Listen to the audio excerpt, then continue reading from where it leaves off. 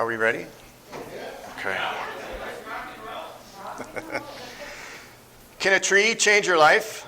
A tree behind my home changed my life and taught me many things as I photographed it from my backyard every day for a year for a project I call Same Tree, Different Day. My goal was to create a unique photo every day of the same subject, and I'm going to share some of the stories behind some of those photos. This is the first image I took of the tree. It was the day after a snowstorm, much like earlier this week, and I was working from home. While on my lunch break, I set up my camera in my backyard and took a photo. Later that afternoon, the idea came to me to photograph the tree every day for a year to see what would happen. Because I was open to receiving and acting upon my idea, I was able to see it through. This slide illustrates the view through my camera, which is 50 feet wide and 33 feet high. What amazes me when I look at all the photos is how many incredible things were captured in this very small space. And these are things we would normally miss because we're too busy and not living in the moment. This is a view of my yard. This pine tree, which partially blocked my view of the tree that I photographed every day, blew over one night during a May storm. I felt such a strong connection with my surroundings during this project that I saw this as a sign from the universe. And it was saying, we like what you're doing, and we're going to help you out a bit. I wasn't supposed to be home this day because I was in the mountains. A punctured gas tank forced me to drive home. My bad mood got worse when I saw a rainstorm over my neighborhood and thought, great, what else is going to happen? Shortly after arriving, this double rainbow appeared, and I got this shot. I felt this was another sign from the universe. This photo is my personal favorite. I love thunderstorms, and I couldn't have asked for a better composition in this case. You should have seen me standing in my yard, wearing my rain gear and holding my umbrella over my camera and tripod as this wicked storm rolled directly overhead. I'm definitely glad that the lightning didn't hit the tree so I could finish my project. Occasionally, I would take a break and go out into my yard to see what would happen, and many times something interesting would occur within minutes. On this day, I set my camera on the tripod with my remote and started walking towards the tree. About halfway there, I heard geese and ran back to my yard. I grabbed my remote, held down the shutter button, and this is the first photo that I captured. I captured several rainbows along with many other things that I envisioned I would photograph. Even though I captured most of the things I imagined I would, there were still things I didn't. This forced me to not get hung up on preconceived notions and allowed me to utilize my creativity in other ways. This is my squirrel friend. We'll call him Roger.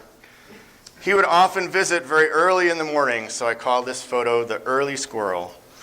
Most people don't notice Roger at first because of the dramatic sky, but once they see him, they like the photo even more.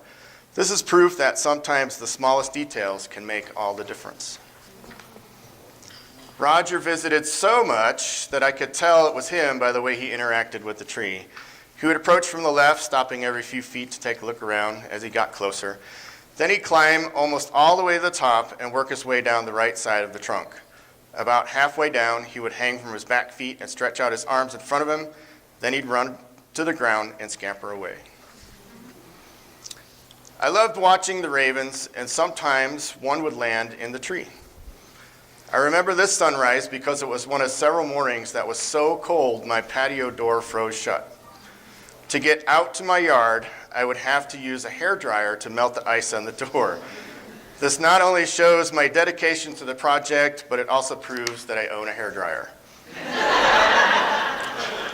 Snoopy made a flyby. This photo illustrates how I used my own creativity to produce a unique photo when I wasn't provided a unique situation. I was always thinking of props I could use to add to the fun. When I set up Snoopy for this photo, I realized it wouldn't look realistic unless his propeller was spinning, so I used canned air to make it spin. I marked the major holidays with decorations and cameo appearances. This is me on Halloween in front of a red light with a mask, machete, and plastic skull. I took this shot in a hurry because I thought I was going to get arrested. As I was taking this photo, a family who was trick-or-treating walked nearby, and I heard the mother say, "Ooh, look at that." I had the idea of constructing a Stonehenge-like monument out of snow in the spring, so I had to wait for a winter storm to capture this image. Snowhenge was built during a blizzard, and it blew over 3 times while I was photographing it. I reconstructed it the next morning, but then it looked more like the stones on Easter Island than Stonehenge. I came across this kid's Darth Vader outfit on sale for $3 and decided to create a tribute to Star Wars. I filled the costume with bubble wrap, tied it to one of my tripods, and placed it near the tree. I made the Death Star from a photo I took of the moon. It took me 3 hours to create this image, and it's an illustration of turning a vision into reality. I planned to shoot the full moon on Christmas Eve because I knew when and where it would arise. After it rose, I realized the moon was moving directly toward the center of the tree, and I waited 30 minutes to get this shot. It's a great example of how I adapted to change to provide even better results than originally anticipated. Thank you so much, Mike. We have 20 minutes for questions and answers. Frank, over here, can you raise your hand, Frank? He's got